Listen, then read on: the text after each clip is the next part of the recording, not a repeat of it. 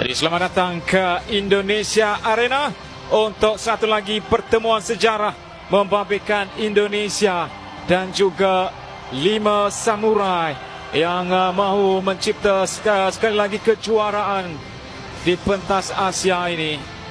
Pertemuan kali keempat dan kebangkitan sepak futsal Indonesia, dan ruang di situ dibuka hantaran lebih kepada mencari Takahiro Motoishi yang masa reset kembali yang bermula semula. Yogi Saputra lepas, percubaan dilepaskan dengan kaki kirinya dan tandukan dalam keadaan yang cukup terdesak di situ oleh Ryoto Kai untuk mengeluarkan bola. Antara keputusan terbesar di peringkat suku akhir yang pernah direkodkan. Dan kini ada ruang, terkena tiang ke sebelah kanan untuk Shauki Saud. Shauki menggunakan kekuatan fizikalnya. Shauki Saud dengan rempatan, dan kini ada peluang untuk Indonesia. Bryanik dan berjaya dihalang. Tomoki Yoshikawa, pemain paling berusia di gelanggang ketika ini. Dan kini ada peluang untuk Indonesia. Terlepas di situ Samuel Eko dengan rempatan. Dan Indonesia berada di hadapan, mengejutkan Jepun di Indonesia Arena. Ada biasa di situ. Dan Hiroshi Tabuchi gagal untuk, sebenarnya adakah ini yang mau dilihat? Kesilapan atau kesalahan daripada Reza Gunawan? Adakah tangkapan sudah dilakukan oleh Hiroshi Tabuchi? Ataupun bagaimana penilaian daripada kedua-dua pengadil ini? Antara cerita dan jaringan itu disahkan oleh Fahad Bari Al-Husani dari UAE. Kini Shimizu, satu step over, rempatan, kaki kiri sekali lagi yang mengenai tiang. Belum lagi bernasib baik untuk Jepun. Dan kini peluang kedua, tepisan daripada Ahmad Habibi.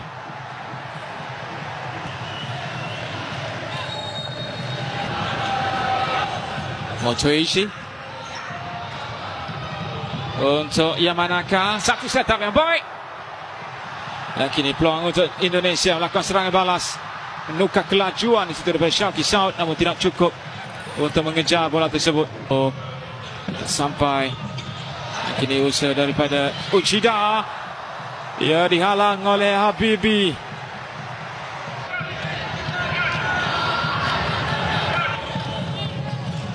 Eko biarkan ke sebelah kanan, rempatan dilepaskan. 2-0. Luar biasa di Indonesia Arena. Kali ini giliran Ardian Syahnur untuk mencipta sensasinya di separuh akhir ini. Tukaran hantaran bawa masuk Kazuya Shimizu. Satu gerakan yang baik dan tenang saja Habibi. Ini untuk Andrian Shah, lepas hantaran tersebut, ruang yang dicari Shauki Saud.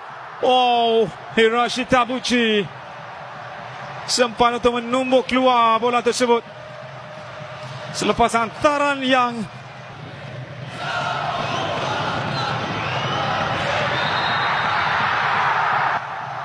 pastinya jaringan itu tidak akan disahkan.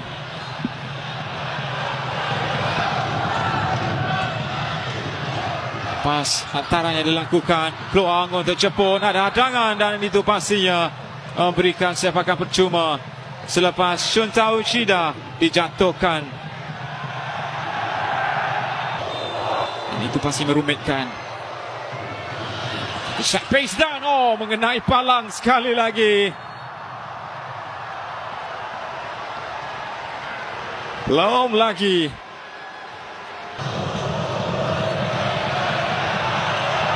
Dapatkan Yoshimura semula. Ini intai, rempatan akhirnya.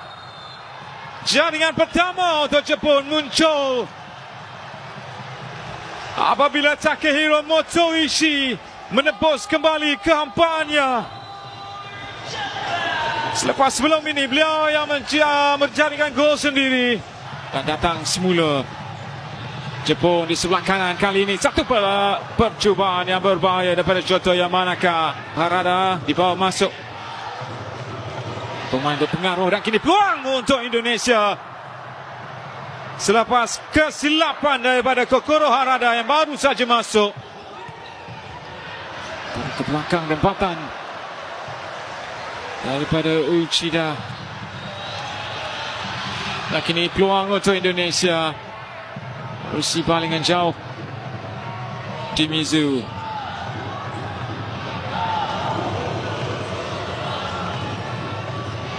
Bijak sentuhan-sentuhan yang dilakukan. Shimizu melakukan pusingan. No, masuk juga akhirnya.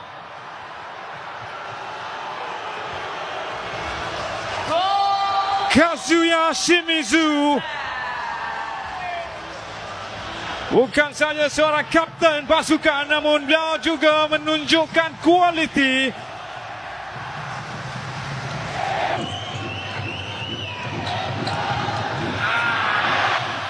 Samoeko bijak, kini peluang untuk Indonesia.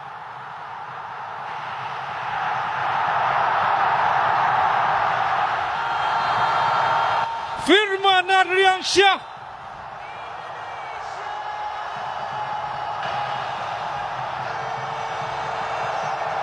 Kali ini barulah benar-benar luar biasa.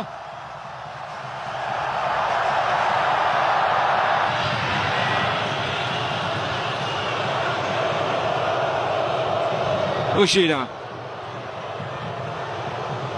Kokoro Harada bertukar-tukar hantaran.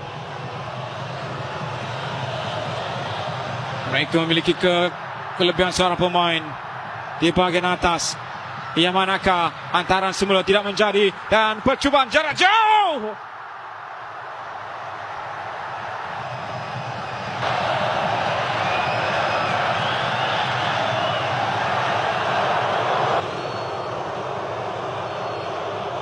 Harada. Uchida semula rempatan daripada Uchida. Dawan terkena tangan.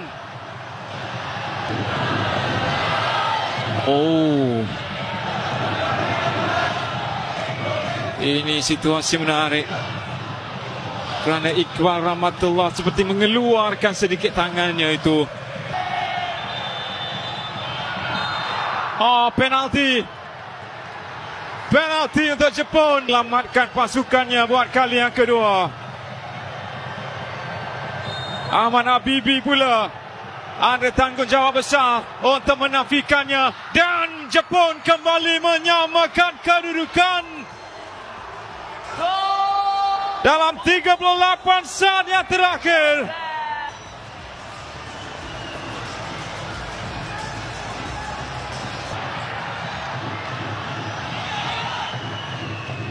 Prainik dengan lepatan percubaan susulan dari Firman Adriansyah. Boleh menjadi momen yang terakhir dan tamatnya aksi untuk 40 minit dalam tempoh sebenar permainan. Situasi yang memusnahkan. Dan pertahanan Jepun, kesilapan Reza Gunawan. Adakah ini jaringan kemenangannya? Apabila Reza Gunawan menggunakan peluang yang dimiliki hasil satu kesilapan di bahagian pertahanan Jepun.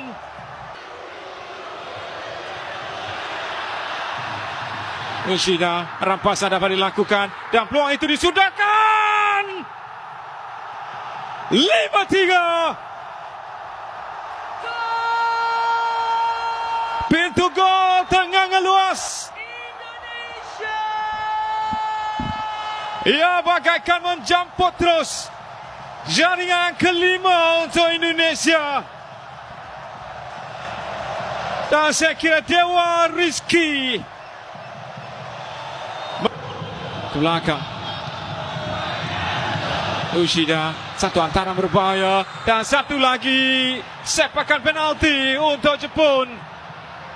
Si kelihatan seperti dijatuhkan oleh Ahmad Habibi ataupun keputusan.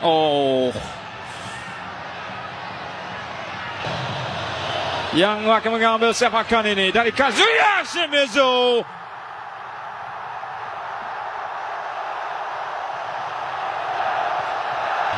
Satu berita yang cukup sensasi untuk sukan futsal ini. Apabila Jepun ditewaskan, Indonesia ke pentas akhir. Untuk Piala Asia Futsal. Dan buat pertama kalinya selepas 3 pertemuan sebelum ini di pentas Piala Asia, mereka tewas kepada Jepun. Dan hari ini mereka membuktikan sesuatu yang luar biasa. Jepun ditewaskan. Misi balas dendam akhirnya terlunas jua. Dan keputusan masa penuh selepas masa tambahan. Indonesia 5, Jepun 3.